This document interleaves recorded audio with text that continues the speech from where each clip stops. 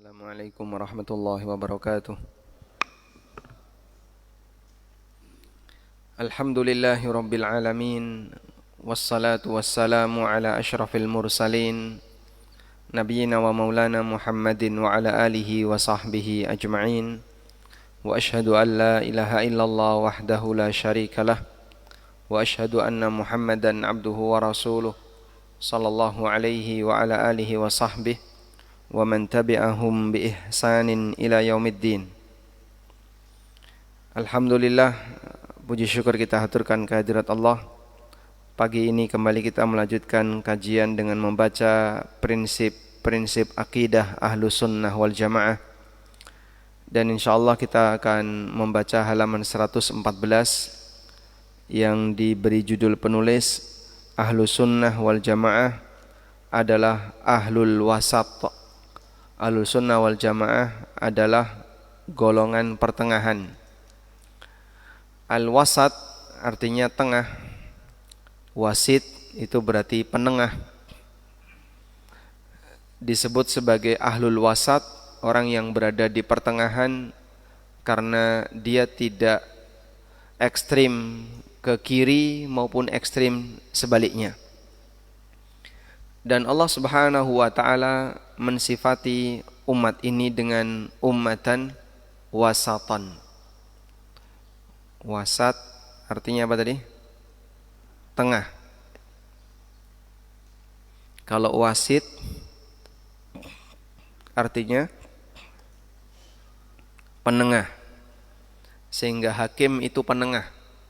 Disebut sebagai penengah karena dia tidak berat sebelah. Sehingga cover both side, dua sisi di cover semuanya.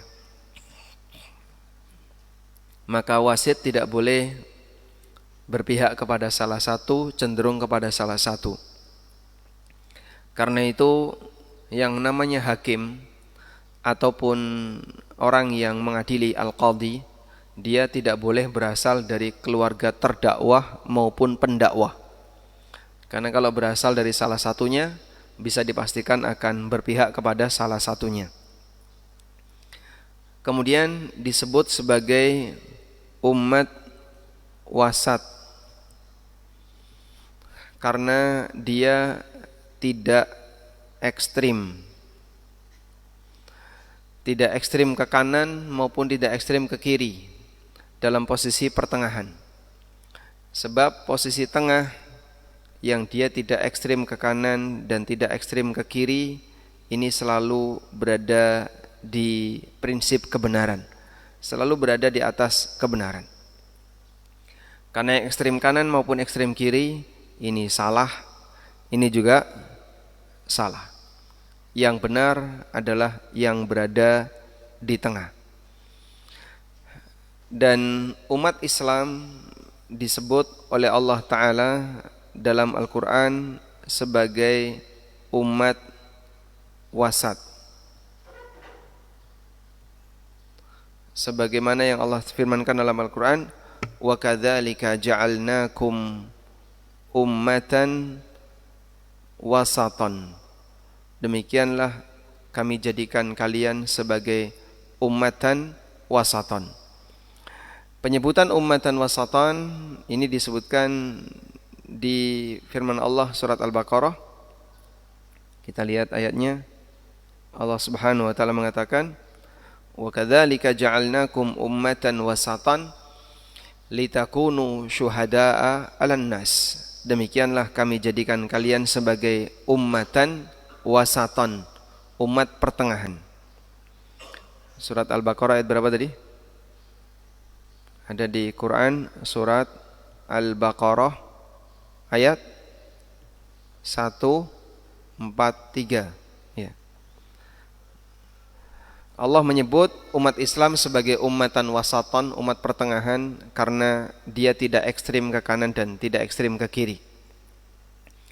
Karena dia sebagai umat yang wasat, maka Allah Subhanahu wa taala jadikan umat Islam ini sebagai saksi bagi seluruh umat. Dia menjadi saksi bagi seluruh umat. Karena saksi, maka dia nanti akan menentukan siapa yang benar. Dan ini tidak boleh berpihak kepada salah satu. Makanya pertengahan, wasit tidak boleh berpihak kepada salah satu. Wa kadzalika ja'alnakum ummatan wasatan litakunu syuhada'a 'alan nas. Agar kalian menjadi syuhada, menjadi saksi 'alan nas, bagi seluruh umat manusia. Wa yakunar rasulu 'alaikum syahida, dan Rasul menjadi saksi untuk kalian. Maka kenapa umat Islam dijadikan sebagai umat yang wasat? Karena dia akan menjadi saksi bagi seluruh umat. Nah, disinilah seluruh umat ketika diadili oleh Allah Ta'ala, Allah akan bertanya, siapa saksi kalian? Nah, siapa saksi ketika mereka diadili? Allah datangkan umat Muhammad. Maka mereka enggak terima. Bagaimana umat Muhammad dijadikan sebagai saksi padahal mereka belum dilahirkan? Umatnya Nabi Nuh, umatnya Nabi Hud, umatnya Nabi Saleh, umatnya Nabi Ibrahim, Nabi Lot, dan seterusnya. Nanti ketika didakwah ya, diadili, yang jadi saksi adalah umat Muhammad sallallahu alaihi wasallam. Bagaimana mereka bisa jadi saksi sementara mereka belum dilahirkan? Maka umat Muhammad ketika ditanya, kalian gimana caranya jadi saksi? Mereka membaca, kami membaca kitabullah. Kami membaca kitabullah, dan di kitabullah itu Allah menyebutkan status umatnya Nabi Nuh, Nabi Hud, Nabi Saleh, Nabi Ibrahim sebagai orang kafir. Maka dari kitabullah itulah mereka diterima persaksiannya. Coba kita lihat keterangan di tafsir Ibnu Katsir.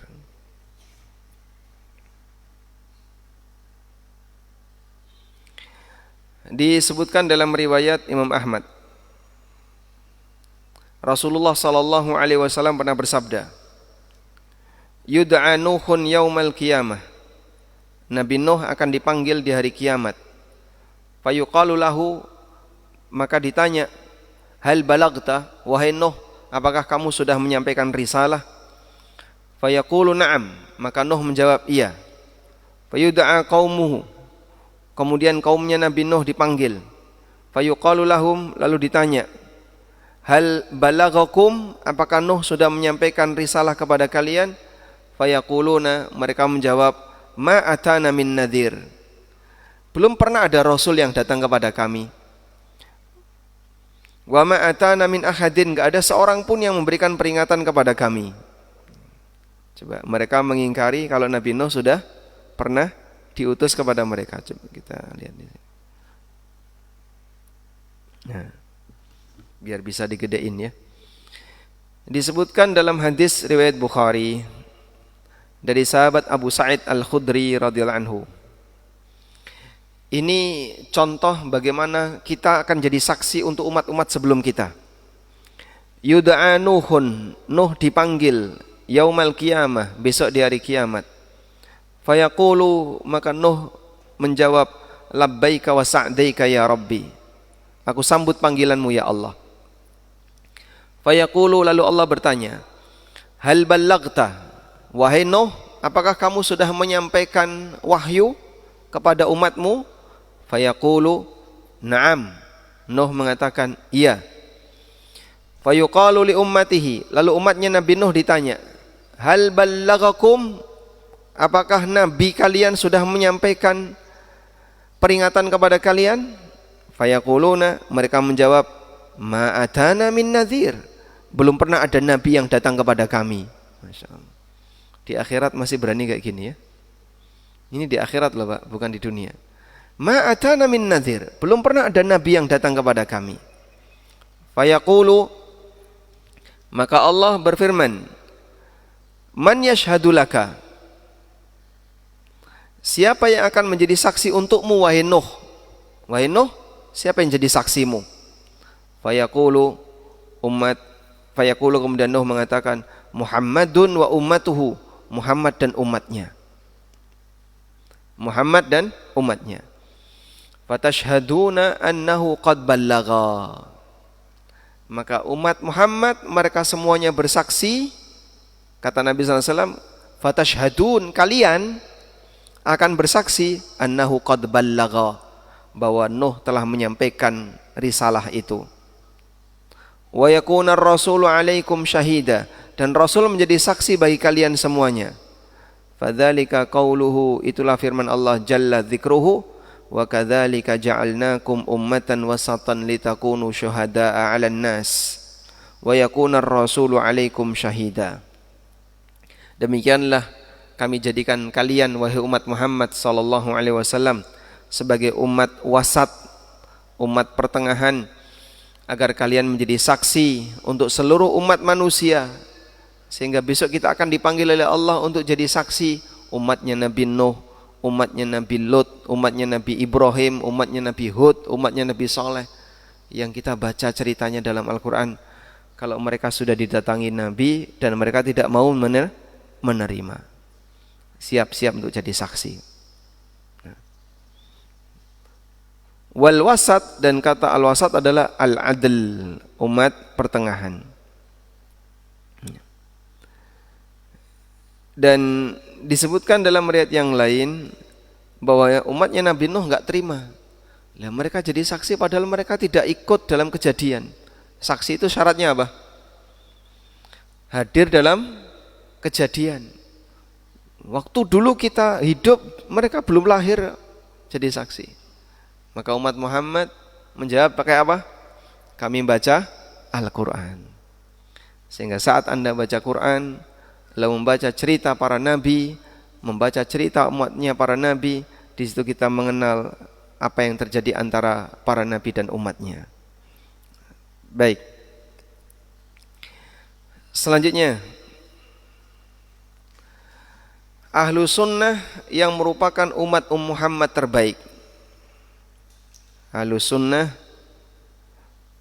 ini apa? Umat Nabi Muhammad sallallahu alaihi wasallam yang paling baik. Umat Muhammad yang paling baik. Mereka adalah Ahlu Sunnah wal Jamaah.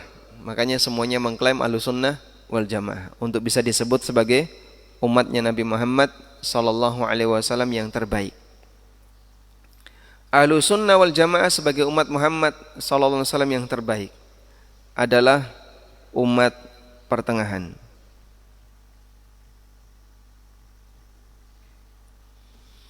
Sehingga posisi mereka tidak ekstrim. Posisi mereka tidak ekstrim. Sekarang kita akan lihat posisi umat pertengahan. Ini saya gambarkan umat pertengahan ya. Umat Islam. Di sini ada Yahudi. Di sini ada Nasrani. Ada banyak kasus di mana ini kasus fenomena, kejadian ya. Misalnya dalam memandang Nabi Isa, apa yang terjadi pada Yahudi ketika mereka memandang Nabi Isa? Oh, mereka menolak Nabi Isa, menuduh Nabi Isa sebagai anak zina, disebut anak zina. Subhanallah, hadza buhtanun azim, dan ini tuduhan yang sangat keji. Umat Nasrani, Nabi Isa diterima enggak? Diterima, tapi mereka sebut sebagai anak Tuhan. Yang satu menyebut anak zina, yang satu menyebut anak Tuhan. Umat Islam menerima dan menyebut beliau sebagai hamba dan rasul. Ekstrim di sini kafir, ekstrim di sini juga kafir. Inilah iman. Sehingga umat Islam adalah umat pertengahan yang dia tidak ekstrim seperti Yahudi dan Nasrani. Sikap Yahudi dan Nasrani kepada Isa, mereka berada di kondisi ekstrim berkebalikan. Yang satu memuja Isa lalu dijadikan Tuhan, yang satu menghina Isa dan mengatakan Isa tidak layak jadi nabi karena anak zina. innalillahi wa inna ilaihi raji'un, dan ini musibah yang menimpa Bani Israel. Di pihak yang lain apa Pak? Misalnya tentang wanita haid. Yahudi itu kalau ada wanita haid ditaruh di gubuk belakang rumah. Sehingga mereka punya gubuk yang terpisah dengan rumah utama. Seperti kita dulu ya. Rumah-rumah orang dulu kan ada rumah, dapurnya di mana? Di luar. Di belakang di luar. Jadi dapur sama rumah utama gabung enggak? Tidak. Nah, kayak gitulah kurang lebih. Yahudi punya gubuk di belakang rumah. Wanita haid ditaruh di situ. Enggak boleh makan bareng wanita haid karena mereka meyakini wanita haid jasadnya najis. Nasrani, wanita haid diajak hubungan badan. Umat Islam yang benar gimana? Kumpul bareng tapi tidak hubungan badan. Sehingga ini maksiat. Wanita haid disingkirkan, ini dosa besar. Sudah tahu istrinya haid diajak hubungan badan. Yang benar di sini. Hidup bersama tapi dilarang melakukan hubungan badan. Itulah kaum muslimin. Jadi ada ekstrim ya. Baik. Dan masih banyak yang lainnya tentang kondisi ekstrim seperti itu. Nah, nanti kita akan menimbang di sini ya. Kita akan menimbang Ahlus Sunnah dengan kelompok menyimpang kanan dan kiri. Seperti apa isinya kita lihat buku. Ya. Silakan dibuka halaman 114. Fadhal. Kita baca terlebih dahulu. Ya. Bismillah. Ahlus Sunnah wal Jamaah adalah ahlul wasat, golongan yang pertengahan. Ahlus Sunnah wal Jamaah adalah ahlul wasat, umat yang pertengahan di antara firqah-firqah yang menyimpang. Sebagaimana Allah Ta'ala telah menjadikan umat Islam ini sebagai umat pertengahan, umat yang adil dan terpilih di antara semua umat manusia. Allah Ta'ala berfirman, wa kadzalika ja'alnakum ummatan wasatan litakunu syuhada'a 'alan nasi wa yakunar rasulu 'alaikum syahida. Dan demikian pula kami telah menjadikan kamu umat Islam, umat pertengahan, agar kamu menjadi saksi atas perbuatan manusia dan agar Rasul Muhammad menjadi saksi atas perbuatan kamu. Quran surat Al-Baqarah ayat 143. A. Mereka Ahlus Sunnah adalah pertengahan dalam masalah sifat-sifat Allah antara golongan Jahmiyah dan Musyabihah. Jahmiyah adalah aliran yang sesat dan dikafirkan oleh para ulama. Muncul pada akhir kekuasaan Bani Umayyah. Disebut demikian karena dikaitkan dengan nama tokoh pendirinya, yaitu Abu Mahros Jahm bin Safwan At-Tirmidzi yang dibunuh pada tahun 128 Hijriah. Di antara pendapat aliran ini adalah mengingkari asma dan sifat-sifat Allah Azza wa Jalla.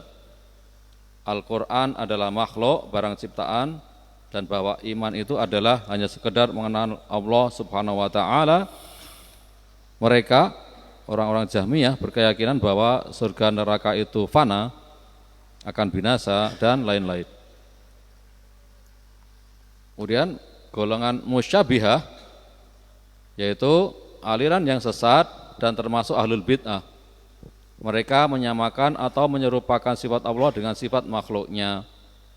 Termasuk dalam golongan tamsil ini adalah Jawalikiyah, Himsyamiyah, dan Jawaribiyah.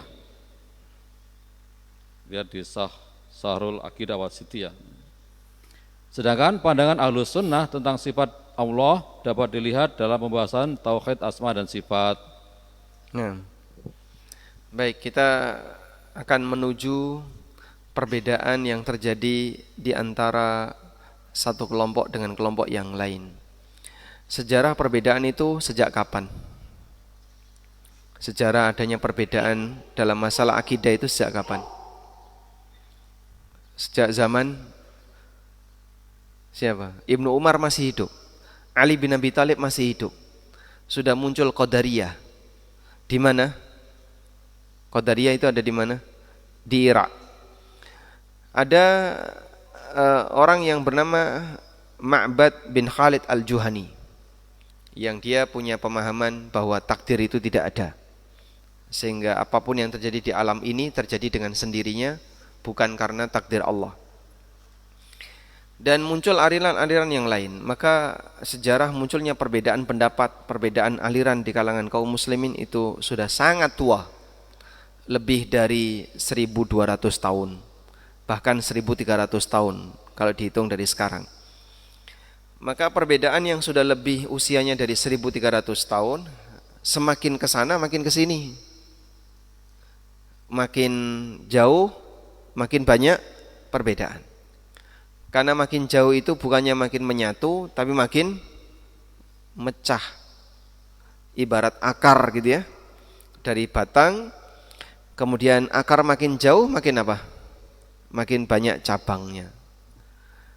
Sehingga realita ini tidak mungkin ditolak. Itulah realita dari kondisi umat Muhammad SAW, di mana keberadaan perbedaan itu adalah bagian dari sejarah yang terjadi di kalangan umat. Meskipun bukan berarti kita mengakui semua perbedaan itu, sehingga perbedaan itu sebuah realita, lalu kita menilai dari perbedaan itu mana yang lebih sesuai dengan kebenaran. Selanjutnya, perbedaan itu latar belakangnya beragam.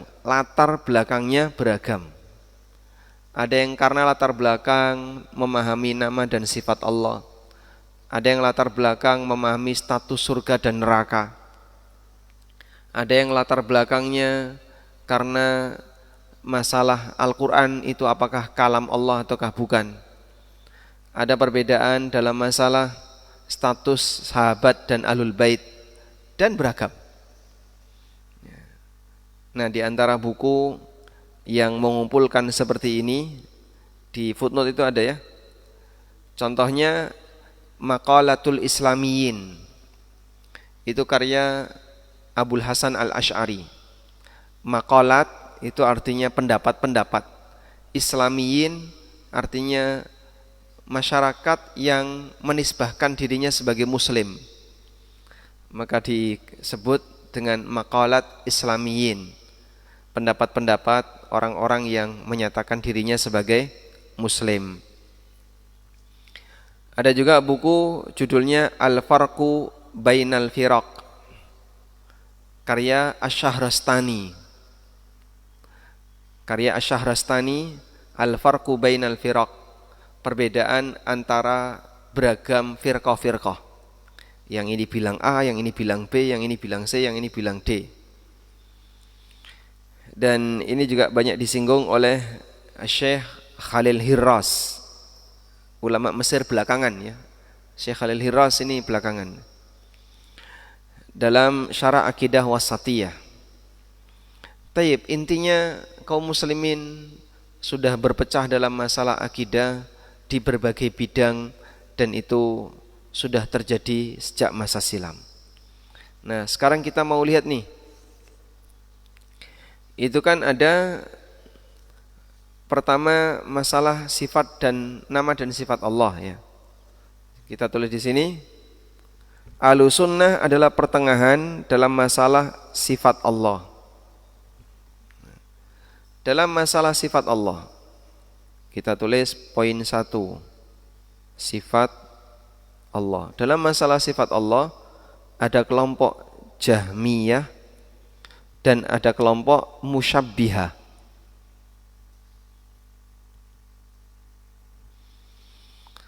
Kelompok Jahmiyah itu menolak semua sifat. Jadi kalau Jahmiyah diminta, coba kamu cerita tentang Allah. Allah itu tidak A, tidak B. Misalnya, Allah itu tidak mendengar dan juga tidak mendengar. Allah tidak melihat dan tidak melihat. Allah tidak bicara dan Allah tidak berbicara. Bingung ya?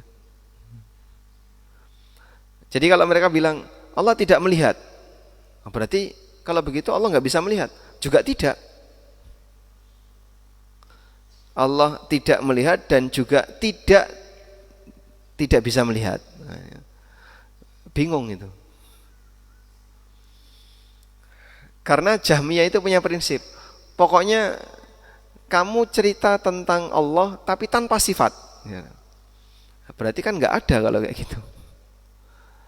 Sesuatu yang ada tapi tidak boleh disifati. Walaupun sifat ada itu sendiri nggak boleh. Allah itu tidak ada dan tidak ada. Bingung.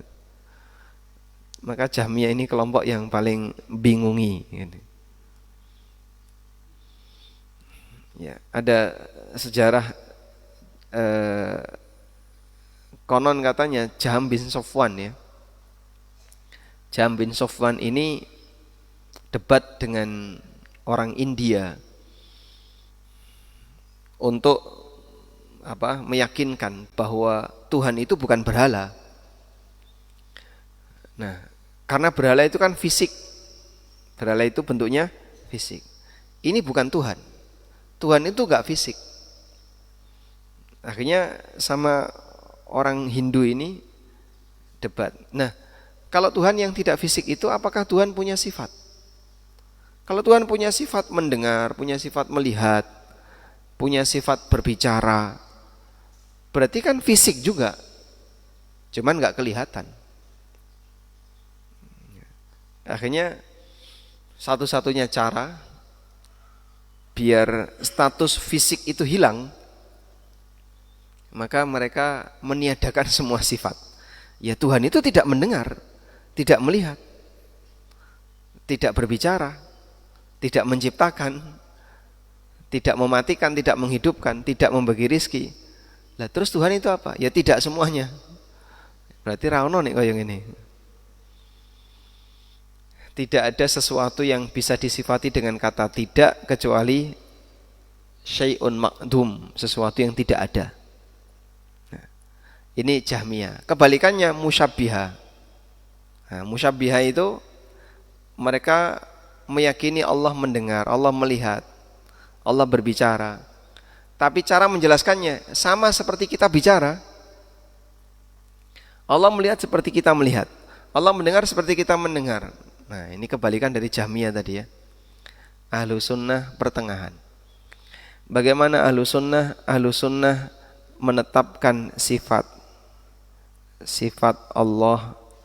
Sifat Allah itu ada.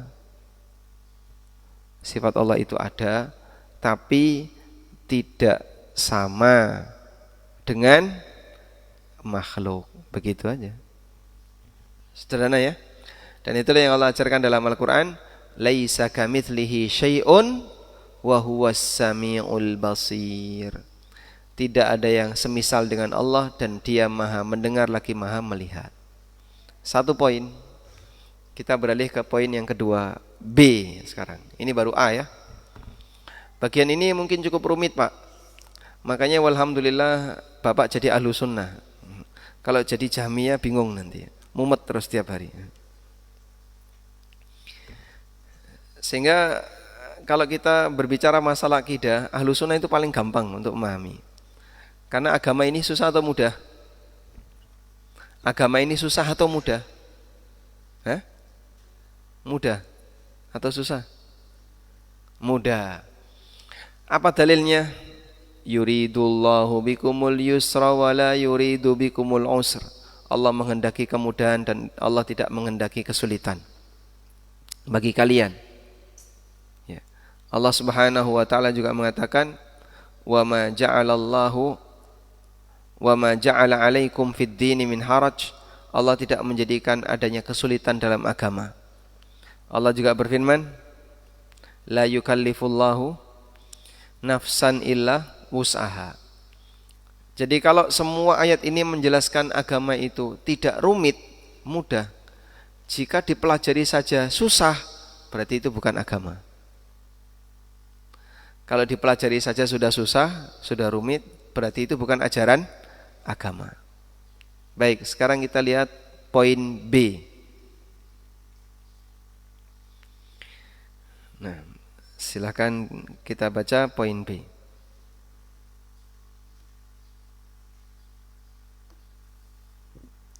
B. Ahlussunnah wal Jamaah pertengahan antara aliran Jabariyah dan Qadariyah dalam masalah af'alul ibad, perbuatan hambanya. Jabariyah adalah aliran yang sesat dan termasuk ahlul bid'ah. Mereka mempunyai pandangan bahwa manusia dalam segala perbuatan, gerak-gerik dan tingkah lakunya adalah dipaksa, tidak memiliki kekuasaan dan kebebasan. Mereka menafikan perbuatan hamba secara hakikat dan menyandarkannya kepada Allah. Termasuk dalam aliran ini adalah Jahmiyah. Mereka berpandangan seperti itu. Menurut Syah Rostani bahwa Jabariyah ada dua golongan, Jabariyah Khalisah dan Jabariyah Mutawasitoh. Baik, Jabariyah Khalisah itu Jabariyah cekek, ya. Jabariyah yang paling parah. Jabariyah Mutawasitoh itu masih pertengahan. Jadi prinsipnya Jabariyah itu yang namanya hamba, yang namanya makhluk itu seperti wayang yang dikendalikan oleh dalang musak masik ning jero bumi hanya karena dikendalikan oleh Allah. Dia enggak punya kehendak sama sekali. Maka menurut Jabariyah, manusia melakukan maksiat tidak boleh disalahkan. Karena dia hanya wayang. Sehingga yang namanya wayang, misalnya wayang, ya, antara Gatotkaca padu karo siapa? Misalnya Krishna padu karo Wisanggeni. Wah. Menang Wisanggeni. Wah. Apakah Wisanggeni dihukum? Tidak. Sing jenenge wayang tetap wayang. Semar karo Petruk padu. Berarti ki anak wani karo wong tua. Apakah Petruk tetap disalahkan? Tidak, karena namanya apa? Wayang. Itulah gambaran Jabariyah. Baik, lanjut. Qadariyah adalah aliran yang sesat dan termasuk ahlul bid'ah. Aliran ini tidak mengakui adanya qadar tersebut. Qadar artinya takdir, ya. Aliran ini tidak mengakui adanya qadar tersebut dan mengatakan manusialah yang menentukan nasibnya sendiri dan dialah yang melakukan perbuatannya terlepas dari kodrat serta iradat ilahi. Termasuk dalam aliran ini adalah Mu'tazilah yang juga berpandangan sama. Baik. Ini kebalikan dari Jabariyah tadi. Kalau Jabariyah tidak mengakui manusia punya kehendak, kalau Qadariyah kebalikannya. Allah enggak punya kehendak. Sehingga semua yang dilakukan oleh manusia, ya manusia itu sendiri yang melakukannya. Makanya dua ekstrim, ya, di posisi kiri dan lawannya. Kita tulis di sini, ya.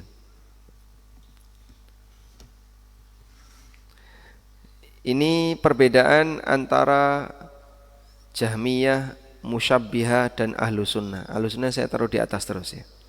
Sekarang dalam masalah takdir. Dalam masalah takdir dan perbuatan hamba. Di situ ada kelompok Jabariyah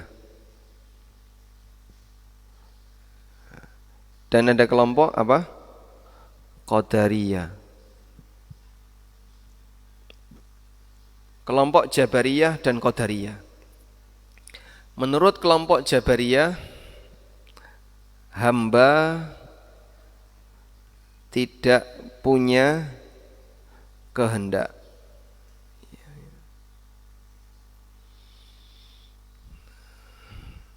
sehingga dia hanya dikendalikan oleh Allah.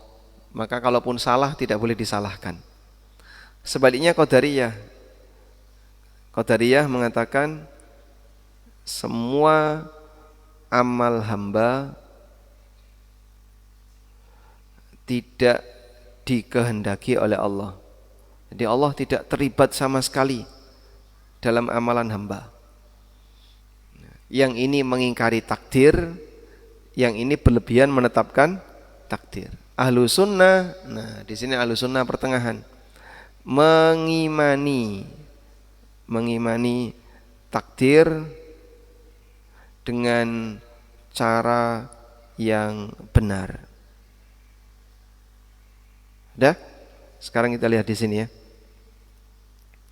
Mengimani takdir dengan cara yang benar. Nah, cara Ahlussunnah mengimani takdir itu dijelaskan oleh penulis 3 poin di bawahnya. Coba kita baca. Pandangan Ahlussunnah tentang perbuatan hamba. Pandangan Ahlussunnah tentang perbuatan hamba adalah: pertama, perbuatan hamba pada hakikatnya adalah ciptaan Allah Ta'ala. Kedua, yang melaksanakan perbuatan tersebut adalah hamba itu sendiri secara hakiki. Ketiga, perbuatan seorang hamba muncul dari iradah kemampuan dan kudroh. Iradah kemauan dan kudroh kemampuan hamba tersebut. Jadi Allah lah yang menciptakan kemampuan dan kemauan bagi mereka untuk melakukan perbuatan tersebut. Baik. Dan seperti ini konsep takdir dalam ajaran Ahlussunnah. Tidak ada yang keluar dari kehendak Allah, tapi manusia ketika berbuat dia punya kehendak. Karena itulah dia dihisab. Dan ini sudah pernah kita sampaikan ya.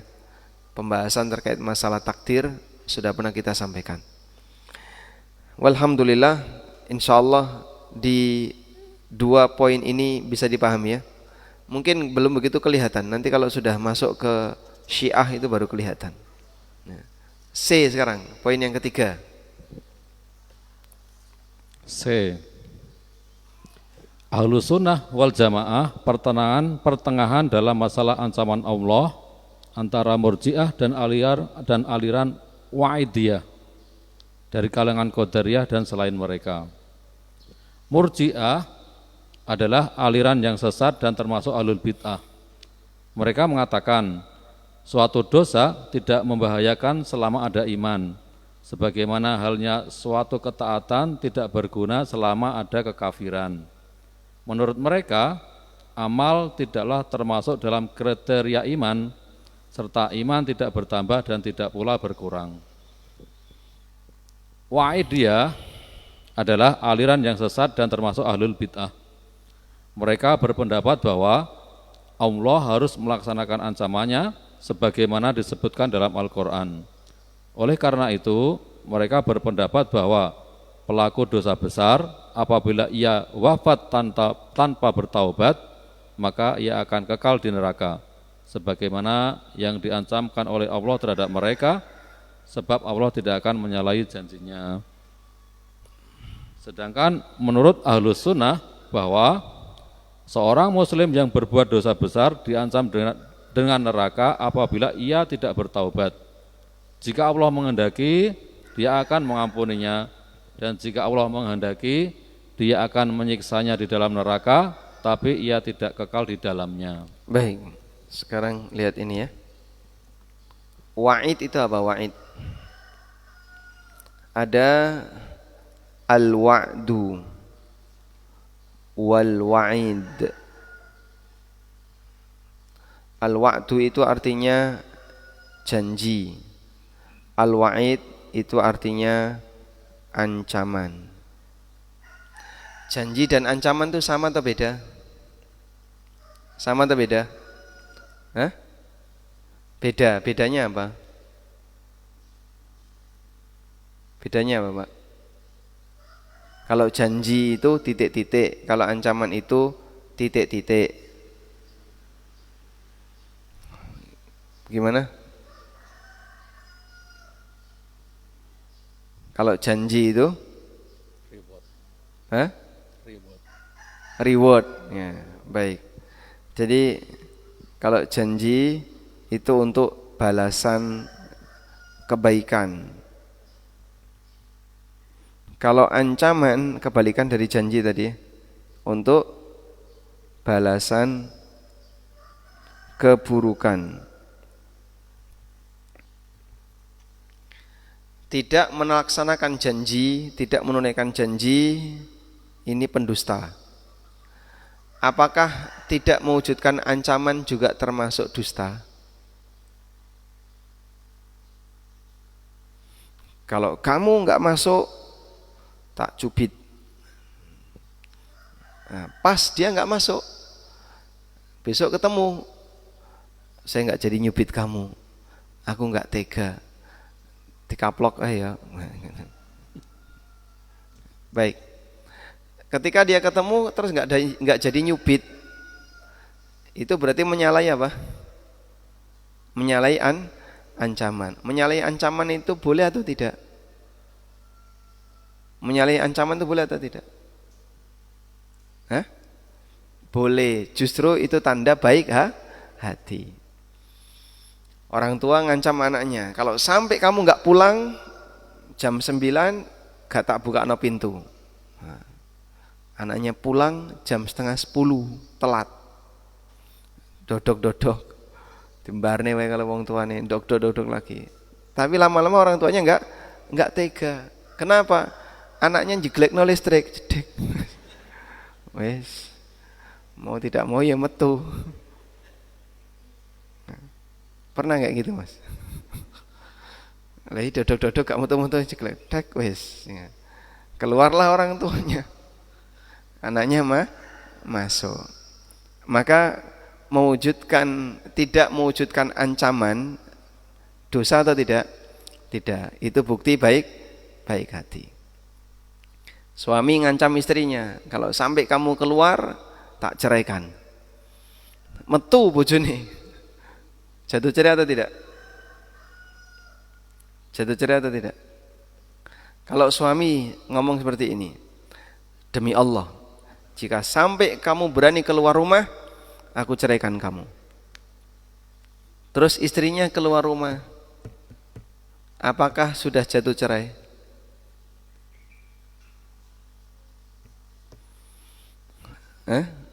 Belum pernah praktek? Kayak gitu jatuh cerai atau tidak? Tergantung suaminya. Jadi sebatas istri keluar rumah tidak otomatis jatuh cerai. Tidak otomatis. Oh berarti jatuh cerai dong Pak, cerai satu. Loh kenapa? Lah suami saya pernah bilang kayak gitu terus saya melanggar. Ya tidak otomatis. Maksudnya adalah dia ngasih ancaman. Kalau ibu keluar, suami ngancam akan menceraikan.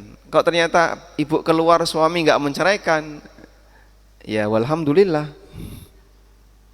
Berarti ancamannya tidak ditunaikan. Apakah ancaman tidak ditunaikan itu berarti suami pembohong?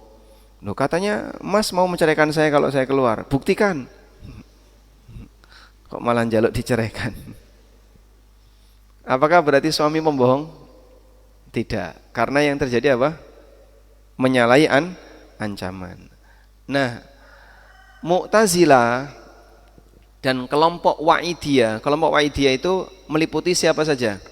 Khawarij dan Mu'tazilah. Tidak bisa membedakan antara janji dan ancaman. Sehingga mengingkari janji enggak boleh bagi Allah. Mengingkari ancaman juga enggak boleh bagi Allah. Salahnya di situ. Makanya ketika ada dosa besar yang diberi ancaman, pelakunya melakukan dosa besar itu sampai dibawa mati, kekal di neraka. Contoh ya, coba kita lihat di sini ya. Apa sih ancaman makan riba? Nah, ini yang paling gampang. Allah Subhanahu wa taala, maksudnya yang paling mudah diakses. Allah Subhanahu wa taala berfirman, "Wa man 'ada fa ulaika ashabun nar hum fiha khalidun." Di Al-Baqarah 275. Alladzina ya'kuluna ar-riba la yaqumuna illa kama yaqumul ladzi yatakhabbathu asyaitanu minal mas. Orang yang makan riba tidak akan dibangkitkan di alam kubur kecuali seperti orang yang kerasukan setan. Dzalika bi'annahum qalu innamal bai'u mithlur riba. Itu disebabkan karena mereka mengatakan jual beli itu sama seperti riba. Wa ahallallahu al-bai'a wa harramar riba. Padahal Allah menghalalkan jual beli dan Allah mengharamkan riba. Faman ja'ahu mau'idhatun min rabbih, siapa yang sudah datang peringatan dari Rabbnya, fantaha, lalu dia berhenti dari riba, falahu ma salafa, maka dia berhak untuk mendapatkan harta di masa silam, wa amruhu ilallah, dan urusannya kembali kepada Allah. Wa man ada, lanjutannya, dan siapa yang balik lagi melakukan transaksi riba, faulaika ashabun nar, maka mereka penduduk neraka, hum fiha khalidun, kekal di sana. Nah ini kan kalau orang mendapatkan harta riba sampai mati belum tobat, berarti gimana Pak? Kekal di neraka. Nah menurut Wa'idiyah tadi nggak bakalan selamat selamanya. Dia tidak bisa keluar dari neraka selamanya, karena Allah wajib melaksanakan ancaman ini. Begitu. Paham ceritanya ya? Baik. Nah ini dibantah oleh Ahlussunnah. Wahai Mu'tazilah, wahai Khawarij, bedakan ancaman dengan janji. Ingkar janji penipu, tidak melaksanakan ancaman pemaaf. Sama atau beda? Beda. Sehingga kalau ada orang ngancam, kalau sampai kamu melakukan tindakan ini, tak hukum kamu. Nah, ternyata dia melanggar, tapi kok nggak dihukum? Saya maafkan. Apa salahnya? Apa salahnya memaafkan? Tidak ada yang salah. Nah, maka ketika Allah mengampuni pelaku dosa besar, berarti Allah tidak mewujudkan ancaman. Ketika tidak mewujudkan ancaman, salah atau tidak? Tidak salah. Nah, sehingga di sini dalam masalah status dosa besar. Nah, dalam masalah ini tadi ya, dosa besar. Dalam masalah dosa besar, di situ ada kelompok apa saja tadi Pak? Wa'idiyah dan satunya Murji'ah. Satunya Murji'ah. Kalau menurut kelompok Wa'idiyah, ini Wa'idiyah. Menurut kelompok Wa'idiyah, dosa besar itu kekal di neraka. Sedangkan menurut kelompok Murji'ah, dosa besar enggak ngefek, nah gitu ya. Tidak memberikan pengaruh apapun. Maka bagi Murji'ah, orang berdosa tidak berdosa imannya sama. Sebab iman itu yang penting yakin Allah itu ada, sudah. Orang itu berdosa maupun tidak berdosa tidak mempengaruhi iman. Masya Allah. Nah Ahlussunnah kebalikannya. Ahlussunnah meyakini pelaku dosa besar mengurangi iman, ya, bisa mencacat agama seseorang, tapi tidak sampai keluar dari Islam. Walhamdulillah. Baik. Sudah ngantuk belum? Sudah ngantuk ya? Sudah ngantuk. Baik, sampai di sini saja.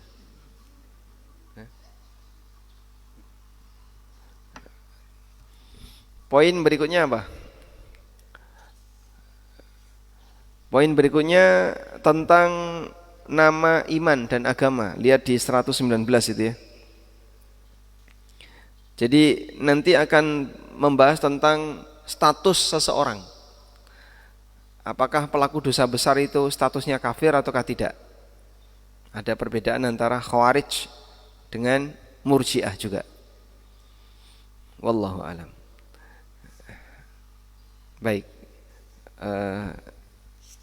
Mau ditambahkan? Kita tambahkan aja sampai selesai. Sampai halaman 121. D. Ahlussunnah pertengahan dalam hal nama-nama iman dan agama antara golongan Haruriyah dan Mu'tazilah dan juga kaum Murji'ah dan Jahmiyah. Haruriyah adalah aliran sesat dan termasuk ahlul bid'ah. Berasal dari kata haruro, yaitu suatu tempat di dekat Kufah. Haruriyah termasuk salah satu sekte dalam aliran Khawarij. Nah, itu di garis bawah ya. Haruriyah itu salah satu sekte Khawarij dan sudah ada di zaman sahabat. Aisyah masih hidup itu pernah ditanya seseorang, lalu beliau jawab, "Aharuriyatun anti?" Apakah kamu wanita Haruriyah? Nah, berarti sudah ada sekte Haruriyah di masa Aisyah masih hidup. Lanjut.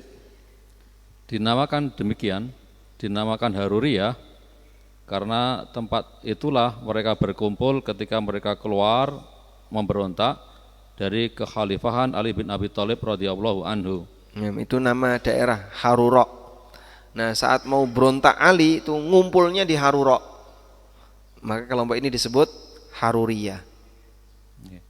Menurut mereka, pelaku dosa besar adalah kafir dan di akhirat ia kekal di dalam neraka. Masya Allah. Selanjutnya Mu'tazilah. Mu'tazilah adalah aliran yang sesat dan termasuk ahlul bid'ah. Mereka adalah pengikut Wasil bin Atha dan Amr bin Ubaid. Dikatakan Mu'tazilah karena mereka memisahkan diri, i'tizal, dari kelompok kajian Al-Hasan Al-Basri rahimahullah.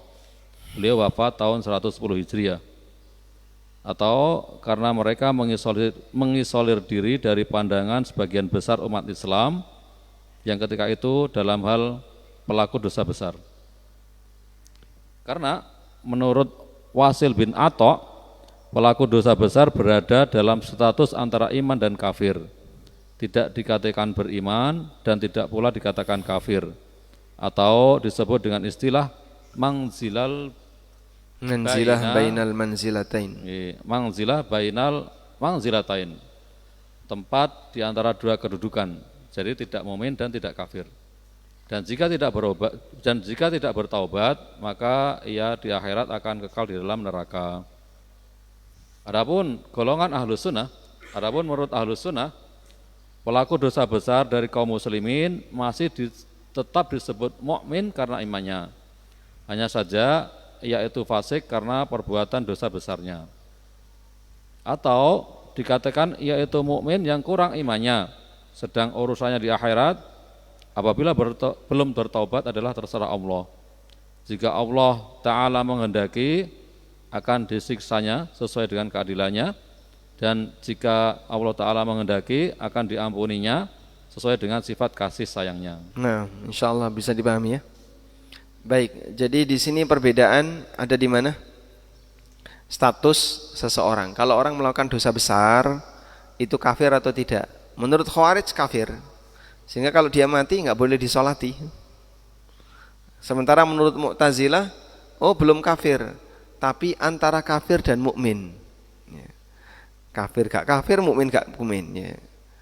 Nah, Mu'tazilah punya istilah sendiri namanya manzilah bainal manzilatain. Orang pelaku dosa besar itu berada di satu kedudukan di antara dua kedudukan. Sementara Ahlussunnah tidak demikian. Pelaku dosa besar ya fasik, tapi tidak sampai keluar dari Islam. Selanjutnya Ahlussunnah wal Jamaah dalam menyikapi sahabat. Lihat poin E. Ahlussunnah wal Jamaah juga pertengahan antara golongan Rafidhah dan Khawarij di dalam masalah sahabat Nabi SAW. Rafidhah adalah aliran yang sesat dan termasuk ahlul bid'ah, salah satu sekte di dalam aliran Syiah. Mereka bersikap berlebih-lebihan terhadap Ali dan ahlul bait, serta mereka menyatakan permusuhan terhadap sebagian besar sahabat, khususnya Abu Bakar dan Umar radhiyallahu anhuma. Disebut Rafidhah karena mereka menolak untuk membantu serta mendukung Zaid bin Ali bin Al-Husain bin Ali bin Abi Thalib pada masa kepemimpinan Hisham bin Abdul Malik. Sebabnya karena mereka meminta kepada Zaid supaya menyatakan tidak berpihak kepada Abu Bakar dan Umar radhiyallahu anhuma. Beliau menolak dan tidak mau, sehingga mereka pun menolak untuk mendukungnya. Oleh karena itu mereka disebut Rafidhah. Ya. Rafidah itu dari kata rafadho. Rafadho artinya menolak. Rafidah artinya yang suka menolak. Nah, sejarahnya kelompok ini kenapa disebut Rafidah? Mereka rombongan datang kepada Zaid bin Ali bin Husain. Zaid bin Ali bin Husain berarti apa? Cucunya Husain bin Ali bin Abi Thalib. Berarti cicitnya Ali bin Abi Thalib. Nah, Zaid ini berarti Ahlul Bait atau bukan? Ahlul Bait. Keturunan cukup dekat dengan Ali bin Abi Thalib. Maka saat rombongan-rombongan ini datang ke rumahnya salah seorang ulama, rombongan Syiah tadi datang ke rumahnya Zaid. Nah, menawarkan Zaid, wahai Zaid, kami akan jadikan kamu sebagai imam. Tapi kalau bisa seperti ini. Nah, Zaidnya enggak mau. Farafadu, lalu mereka menolak Zaid. Wah, ini imam apa kok imam enggak mau untuk ngikuti Syiah. Imamnya suruh ngikutin Syiah. Bukan Syiah ngikutin imam. Sejak saat itulah mereka dikenal dengan Rafidhah. Karena mereka suka menolak. Sekarang kita lihat Khawarij. Khawarij adalah aliran yang sesat dan termasuk ahlul bid'ah. Berasal dari kata kharaja yang berarti keluar. Khawarij adalah suatu aliran yang menyempal dari agama Islam dan mereka keluar dari para imam pilihan dari kaum muslimin. Bahkan mereka mengkafirkan Ali dan Muawiyah serta para pendukung keduanya. Mereka, orang-orang Khawarij, disebut demikian karena menyatakan keluar dari kekhalifahan Ali setelah peristiwa Siffin. Baik, jadi Khawarij intinya orang yang keluar dari kata kharaja. Keluar yang dimaksud adalah berontak karena tidak mau taat kepada pemerintah yang sah. Insya Allah cukup mudah dipahami bagaimana sikap ekstrimnya Syiah terhadap sahabat.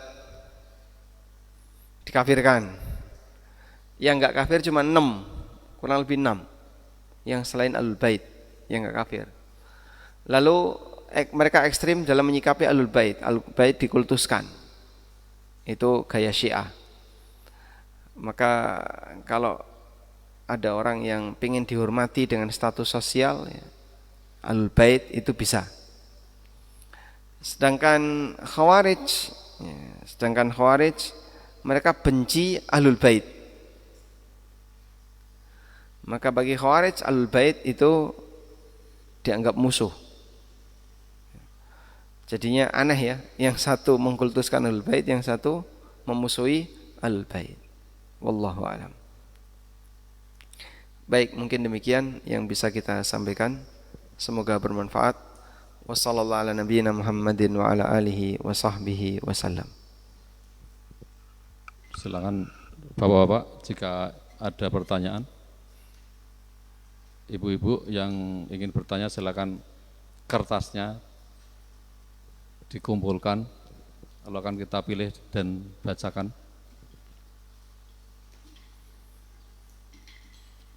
Bapak-bapak enggak ada yang ingin bertanya? Baik, alhamdulillah tidak ada. Sudah jelas semua.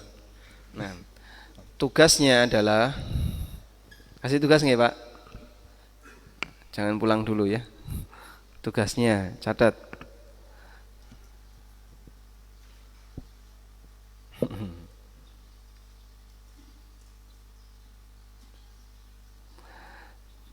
Jelaskan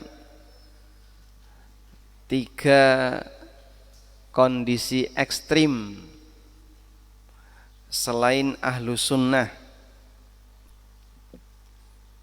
dan bagaimana cara ahlu sunnah dalam menyikapinya. Jelaskan 3 kondisi ekstrim selain ahlu sunnah dan bagaimana cara ahlu sunnah dalam menyikapinya. Cukup insyaallah, bebas, mau akidah boleh, mau fikih boleh, silahkan. Yang penting pokoknya kondisi ekstrim dan bagaimana cara ahlu sunnah dalam menyikapinya. Baik, demikian yang bisa kita sampaikan semoga bermanfaat. Wassallallahu ala nabiyyina Muhammadin wa ala alihi wa sahbihi wasallam. Wa akhiru da'wana alhamdulillahi rabbil alamin. Wassalamualaikum warahmatullahi wabarakatuh.